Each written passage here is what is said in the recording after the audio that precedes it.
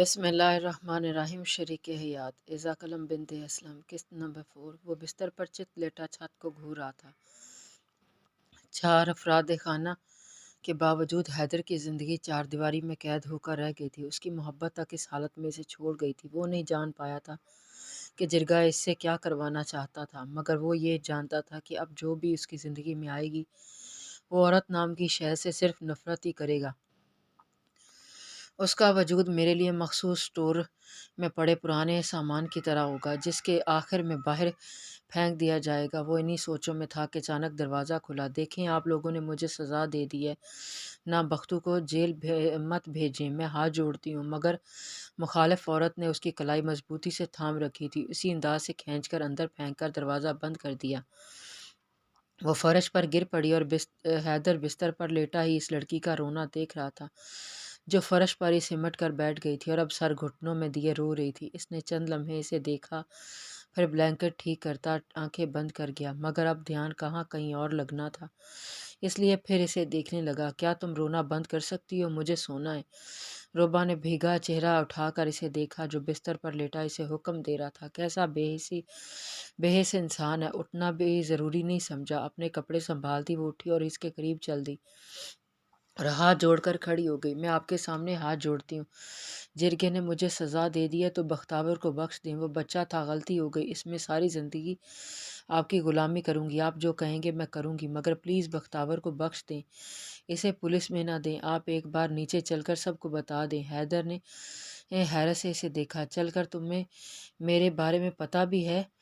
جی، آپ حیدر ہیں، میں آپ کی غلامی میں آئی ہوں، میں بنی ہوں، آپ کے ساتھ مجھے کوئی مسئلہ نہیں ہے، پر پلیز بختاور کو بچا لیں، میں آپ کے پیر پکڑتی ہوں۔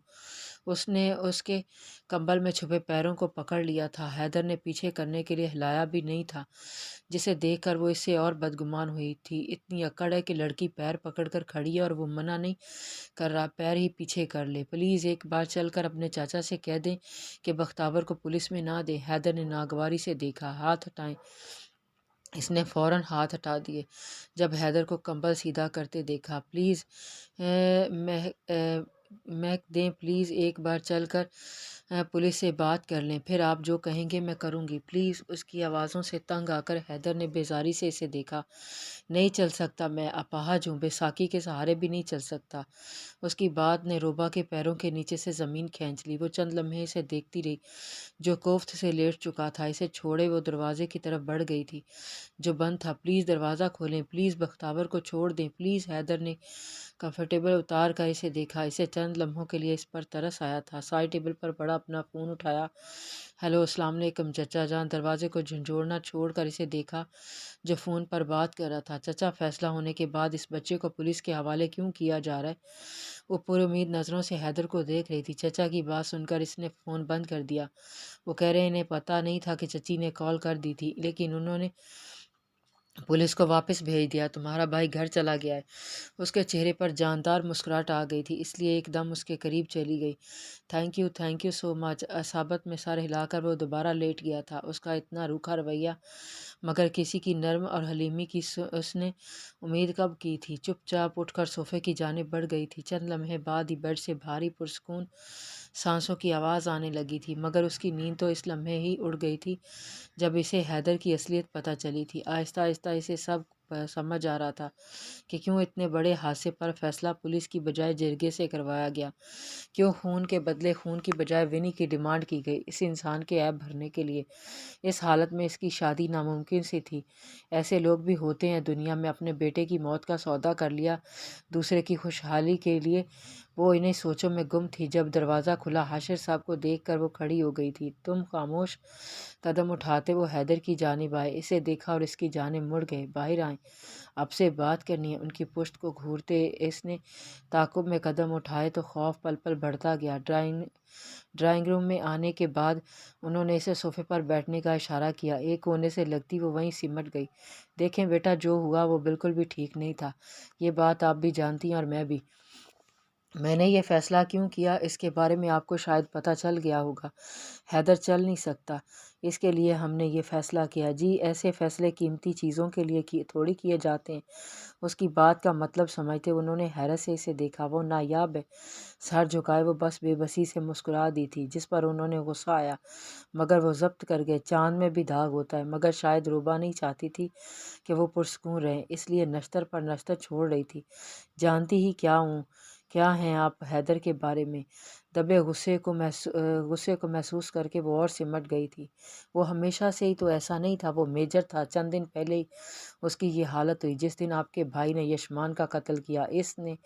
وہ قتل نہیں تھا، محض ایک حادثہ تھا، لیکن ہم نے پھر بھی اپنی غلطی مان کر اسے تسلیم کیا، سزا قبول کی۔ حاشر صاحب نے سوچا بھی نہیں تھا یہ لڑکی ان سے بحث بھی کر سکتی ہے۔ سوری انکل، میں کوئی ان پڑھ معصوم لڑکی نہیں ہوں جو اپنے ارد گرد سے ناواقف ہوں۔ میں ایک پڑھی لکھی باشعور لڑکی ہوں، ان باتوں کو سمجھتی ہوں۔ میں شہر رہ کر آئی ہوں۔ کیا میرے پاس ذرائع نہیں تھے اپنے ساتھ ہونے والی زیادتی کو روکنے کے لیے؟ مگر میں خاموش رہی۔ جانتے ہیں کیوں؟ کیونکہ میں اپنے گھر کی بڑی بیٹی ہوں، میرے والد کے بعد میں آسرا ہوں اپنی فیملی کا۔ مگر اس میں بھی میں نے یہ فیصلہ قبول کیا کیونکہ میں نہیں چاہتی تھی میری ماں رو رو کر اپنے اکلوتے بیٹے کے لیے مر جائے۔ اپنے بھائی کی غلطی کے آگے سر خم کیا ہے مگر میں نے یہ نہیں سوچا تھا کہ آپ ایسا کریں گے۔ میں نہیں چاہتی تھی میرے بھائی کو کچھ ہو، مگر آپ نے پولیس کو یہ کیس ہینڈل نہیں کرنے دیا۔ یہ بات مجھے سمجھ نہیں آئی تھی، مگر اب آ گئی ہے۔ آپ کو اپنے دوسرے بیٹے کے عیب چھپانے تھے، موقع کا فائدہ اٹھا کر آپ نے اپنے بھتیجے کی سیج سجا لی۔ آخر تک آتے اس کا لہجہ اپنی ٹوٹی قسمت پر بھر گیا تھا۔ حاشر صاحب جو کب سے اسے سن رہے تھے گہرا سانس لے کر اس کی جانب متوجہ ہوئے۔ آپ کو بھی یہ لگتا ہے کہ اپنے بیٹے کی موت کا سودا کر سکتا ہوں؟ اتنا گرا ہوا لگتا ہوں میں آپ کو سب کو؟ میں نے یہ فیصلہ کیا تو اس کے پیچھے میری مجبوری تھی۔ میں آپ کا گناہ گار ہوں، مجھے معاف کر دو۔ لیکن سوچو اگر میں یہ فیصلہ نہ لیتا تب بھی آپ خوش ہوتی؟ نہیں بتائیں مجھے کیا فرق رہ گیا آپ میں اور مجھ میں؟ ایک پڑھی لکھی باشعور لڑکی ہوتے ہوئے، اپنے حق کے لیے لڑنے کا حق ہوتے ہوئے بھی آپ نے جرگہ کا فیصلہ مانا۔ کیوں بتائیں مجھے کیوں؟ اپنی فیملی کے لیے نا۔ آنکھوں سے ایک آنسو گر کر کپڑوں میں جذب ہو گیا تھا۔ تو آپ مجھے کیسے غلط اور مطلب پرست کہہ سکتی ہیں؟ پھر تو آپ بھی غلط ہوئی۔ ماتھے پر پڑے بل یکدم سیدھے ہو گئے تھے۔ یہ تو اس نے سوچا ہی نہیں تھا۔ اس نے حیرت سے انہیں دیکھا۔ حیدر کی والدہ اس کی پیدائش کے وقت ہی وفات پا گئی تھی، اس لیے وہ اکیلا ہے۔ اس کی ساری پرورش میں نے، رضا بھائی نے اور اس کی پھوپھی نے کی۔ اپنی ٹریننگ کے لاسٹ ایئر میں تھا جب اس کے والد طویل علالت کے بعد وفات پا گئے۔ میری بہن کی شادی بھی ہو چکی تھی۔ تب میں نے اپنے بھائی سے وعدہ کیا تھا کہ حیدر مجھے میرے بیٹے کی طرح عزیز ہوگا، اور وہ وعدہ میں نے بخوبی نبھایا بھی۔ حتیٰ کہ جب میری اپنی بیٹی نے حیدر کے لیے پسندیدگی ظاہر کی میں بہت خوش تھا، مگر چند دن پہلے وہ مشن حیدر کو اس حالت میں لے آیا۔ سکینہ نے اس سے شادی سے انکار کر دیا۔ وہ ساری زندگی ایک اپاہج کے ساتھ کیسے گزار سکتی ہے؟ مجھے شرمندہ کر دیا سب کے سامنے۔ کیا کرتا؟ زبردستی مسلط کر دیتا اس پر حیدر کو، تو وہ دو زندگیاں ایک ساتھ برباد ہوتی۔ اس لیے جو ایک واحد راستہ نظر آیا وہ یہ تھا کہ حیدر کے لیے اس کی شکایتیں ہمدردی میں بدلتی جا رہی تھیں۔ میں کوئی جانور نہیں ہوں جو خون خرابہ چاہتا تھا۔ میں آپ کی زندگی بھی برباد نہ کرتا، مگر میں مجبور تھا۔ آپ کی عمر کے اس دور میں ہیں جہاں انسان کو صرف اپنا آپ نظر آتا ہے، مگر میں اس دور میں ہوں جہاں اپنے سے پہلے اپنے سے منسلک لوگوں کا سوچنا پڑتا ہے۔ میں باپ ہوں، اور ایک باپ اپنی آنکھوں کے سامنے اپنی اولاد کو روز مرتا نہیں دیکھ سکتا۔ میں بھی نہیں دیکھ پایا۔ حیدر کو اپنی چھوٹی چھوٹی ضروریات کے لیے کسی کی منت کرنا، اس کا انتظار کرنا، منتظر رہنا مجھے تکلیف دیتا تھا۔ وہ میل نرس بھی ایک مقررہ وقت پر چلا جاتا تھا۔ تنہائی کتنی تکلیف دہ ہوتی ہے مجھے نہیں پتا، لیکن وہ اکیلا تڑپتا ہے اپنی مشکلات سے، یہ مجھے پتا ہے۔ اس کے ساتھ کوئی ایسا شخص ہونا چاہیے جو اس کا سایہ بنا رہے، اور وہ کون ہے تم بہتر جانتی ہو۔ وہ زندگی سے مایوس ہو گیا ہے، نا امید، اس کے اندر جینے کی تمنا ختم ہو چکی ہے۔ سارا دن کمرے میں، ڈرائنگ روم میں وہ بسیدہ سامان کی طرح پڑا رہتا ہے، خاموش، خود کو بیکار سمجھتا ہے۔ تو مجھے میرے بھائی سے کیا وعدہ جھنجھوڑتا ہے کہ یہ زندگی بن گئی میرے بیٹے کی، اور تم نے اس لیے کچھ نہیں کیا کہ تم اس کے، تو اس کے لیے مجھے خود پر ضبط کر کے یہ فیصلہ کرنا پڑا۔ ہاں، مجھے میرے بیٹے کی موت کا سودا کرنا پڑا، میرے پوتے کی، دوسرے بیٹے کی موت کے منہ سے نکلنے کے لیے۔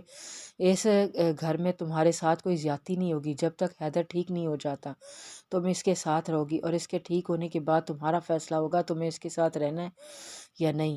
اسے زندگی کی طرف موڑ دیں۔ آپ کہتی ہیں نا آپ کے پاس شعور ہے، تو اس شعور سے حیدر کو زندگی کی طرف موڑ دیں، میں آپ کا شکر گزار ہوں گا۔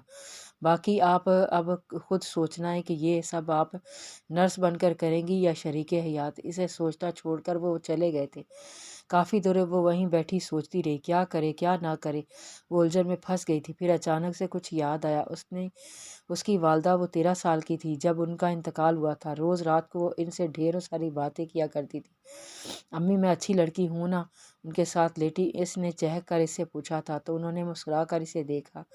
اچھی لڑکی وہ ہوتی ہے جو اپنا ہر روپ بخوبی نبھاتی ہے۔ وہ بیٹی ہے تو اپنے باپ کی عزت کا مان رکھتی ہے، بہن ہے تو بھائی کی غیرت پر آنچ نہیں آنے دیتی ہے، ماں ہے تو اپنے بچوں کے لیے کچھ بھی کر سکتی ہے، اور بیوی ہے تو اپنے شوہر کے تابع رہتی ہے۔ جیسے میں تیرے ابو کی مانتی ہوں، اسی طرح تم بھی ماننا۔ اچھا، قسمت کے لکھے کو دھتکارتے نہیں ہیں، یہ نہیں کہتے کہ یہ کیا ہو گیا، یہ کیوں مل گیا۔ اللہ کے فیصلوں پر شک نہیں کرتے، صبر کرتے ہیں، صبر کرتے ہیں، کوشش کرتے۔ ان کی باتیں آج بھی میرے اس کے ذہن میں نقش تھی۔ ان کے انتقال کے بعد وہ مدرسے کی معلمہ کے قریب ہو گئی تھی۔ اس نے پڑھا تھا، ہم نے پیدا کر دیں تم ہی سے تمہاری عورتیں، تاکہ تم ان کے پاس پہنچ کر سکون پاؤ، اور ہم ہی نے تم میں لطف و محبت رکھی ہے۔ اس آیت کا مطلب وہ نہیں سمجھ پائی تھی۔ انہوں نے سمجھایا تھا، حضرت حوا کو حضرت آدم کی پسلی سے پیدا کیا تھا، جو ان کی ہمسفر تھی یعنی بیوی تھی۔ پھر دنیا میں جتنی جوڑیاں بھی آئیں یا آئی تھیں وہ اسی طرح ہوں گے۔ جس دن تمہارے نصیب کسی سے جڑ گیا، اس دن سمجھ جانا تم اس کی ہو، اسی کی رہو گی، وہی ہے جو خدا نے چنا ہے۔ تمہیں اللہ پر یقین ہے نا؟ انہی سوچوں میں گم وہ کمرے کی جانب بڑھ گئی تھی۔ روبا، زندگی آسان نہیں ہوتی، یہ بہت امتحان لیتی ہے، ایسے ایسے کہ ایک لمحے کو یقین ایمان ڈولے گا، مگر نہیں، ثابت قدم رہنا، صبر کا دامن نہیں چھوڑنا، تنگ نہیں آنا، گلہ شکوہ نہیں کرنا، اللہ کے فیصلے پر شک نہیں کرنا، دماغ میں اٹھتی آندھیوں سے لڑتی۔ وہ کمرے میں آئی، اس کے پرسکون چہرے کو دیکھا۔ وہ نایاب ہے، کمبل میں چھپے اس کے آدھے ساکن وجود نے اسے خوف میں مبتلا کر دیا تھا۔ کیسے کرے گی وہ یہ سب، کیسے؟ خود سے سوال کرتی وہ الٹے قدم لیتی۔ وہ صوفے پر بیٹھ گئی تھی۔ کیسے وہ اس انسان کو ٹھیک کرے گی، کیسے اسے زندگی کی طرف موڑے گی؟ عاشر صاحب اسے امید لگا کر گئے تھے یا چیلنج کر کے؟ اکتا کر وہ صوفے پر لیٹ ہی گئی، بازو آنکھوں پر رکھے۔ وہ چند ماہ پہلے ایک دن میں کھو سی گئی تھی۔ وہ اپنے دوستوں کے ساتھ کورس بک لینے بک شاپ پر گئی تھی۔ کتابیں لینے کے بعد کاؤنٹر پر بل بنوانے کے بعد اس نے شاپر اٹھایا، باہر کی جانب چل دی۔ رکیں، پیچھے سے آتی مردانہ آواز پر اس نے حیرت سے اس کی جانب دیکھا۔ اس کے ہاتھ میں بالکل ویسا ہی شاپر تھا جیسا اس کے ہاتھ میں تھا۔ آپ نے میرا شاپر اٹھا لیا غلطی سے۔ اسے نہ دیکھ کر اس کے چہرے پر ناگواری آ گئی تھی۔ اس نے سنا انسنا کر کے وہ آگے بڑھ گئی تھی۔ ذیشان کا حیرت سے منہ کھلا رہ گیا تھا۔ آپ سن ہی نہیں رہے میں کیا کہہ رہا ہوں؟ غلط فہمی مجھے نہیں آپ کو ہوئی ہے، میں نے صحیح بیگ ہی اٹھایا ہے۔ میں کیا سمجھتی نہیں ہوں؟ آپ لوگوں کے بہانے جہاں لڑکی دیکھی نہیں ٹھڑک پن جھاڑنے لگ جاتے ہیں۔ اسے کھری کھری سنا کر وہ چلی گئی تھی۔ ذیشان کے منہ سے بے ساختہ ہی نکلا تھا، بدتمیز، کل یہاں اس وقت آپ کا انتظار کروں گا، شاید آپ کو اپنی غلطی کا احساس ہو۔ اسے سنے بغیر وہ رکشے میں بیٹھ کر ہاسٹل کے لیے نکل گئی تھی۔ واپس آنے کے بعد وہ چند دوسرے کاموں میں مصروف تھی۔ فارغ ہونے کے بعد اس نے بیگ کھولا تو رمشا آگے، بیگ ویسے ہی چھوڑ کر وہ اسے بات کرنے چلی گئی۔ ہانیہ کی کتابیں بھی اس میں تھیں۔ اس نے بیگ کھولا تو حیرت کا شدید جھٹکا لگا۔ روبا، ہمارے سبجیکٹ تو اکنامکس کے ہیں نا، تو آرمی بیسڈ بکس کیوں لائی ہو؟ کیا دکھاؤ مجھے۔ کتابیں الٹ پلٹ کر دیکھیں تو وہ ان کی تھیں ہی نہیں۔ اب اسے ذیشان کی بات یاد آئی تھی جس کی اس نے انسلٹ کر دی تھی۔ کل اسی وقت یہاں آپ کا انتظار کروں گا، شاید آپ کو اپنی غلطی کا احساس ہو جائے۔ گرنے کے انداز سے وہ بیڈ پر بیٹھ گئی۔ گہرا سانس لے کر وہ سوچنے لگی کہ کل اس کا سامنا کرے گی کیسے۔ بیگ ہاتھوں میں پکڑے گہرا سانس لے کر وہ بک شاپ کے اندر داخل ہوئے۔ سامنے وہ ہاتھ سینے پر باندھے کاؤنٹر سے ٹیک لگائے کھڑا تھا۔ اسے دیکھ کر نہ تو وہ مسکرایا تھا نہ ہی اپنی پوزیشن بدلی تھی۔ آہستہ آہستہ قدم اٹھاتی وہ کاؤنٹر پر آئی تھی۔ یہ بکس کل غلطی سے چلی گئی تھیں، یہ واپس لے لیں اور میری بکس واپس کریں دیں۔ سیلز مین نے ایک نظر ذیشان کو دیکھا جس نے اسے ایک بیگ پکڑا دیا۔ ایک بات پوچھوں، اگر برا نہ مانے تو؟ اس نے ایک بار اسے دیکھا اور پھر چہرہ موڑ لیا۔ آپ لڑکیاں ہر چیز کا اتنا شدید رد عمل کیوں دیتی ہیں؟ جواب دینے کی بجائے اس نے بیگ اٹھایا اور چل دی۔ یہی غلطی آپ نے کل کی تھی، آج شاید شرمندگی سے نظریں نہیں اٹھا پا رہی اور پھر سے وہی غلطی کر رہی ہیں۔ سانس خارج کر کے وہ اس کی جانب مڑی۔ یہی مسئلہ ہے آپ لڑکوں کا، آپ بات آگے بڑھانے کا موقع مل جائے صحیح، پھر شروع ہی ہو جاتے ہو۔ کل آپ کی بات کا جواب نہیں دیا، آج نہیں دی تو سمجھ جائیں کہ مجھے کوئی دلچسپی نہیں ہے آپ سے بات کرنے میں، مگر آپ کی پوری کوشش ہے، اس لیے کل بھی جواب نہیں دیا اور آج بھی میں مانتی ہوں میری غلطی تھی، اس لیے سوری۔ یہی سننا تھا۔ ذیشان کا منہ نہیں، آنکھیں بھی کھلی رہ گئی تھیں، مگر اس نے تو پلٹ کر دیکھنے کی زحمت بھی نہیں کی تھی۔ صوفے پر لیٹے بند آنکھوں سے آنسو بہہ رہ گئے تھے۔ رات لمحہ بلمحہ سرک رہی تھی، وہ بھی کب نیند میں چلی گئی تھی اسے پتہ ہی نہیں چلا تھا۔ فجر کی اذانیں ہو رہی تھیں جب اس کی آنکھ کھلی۔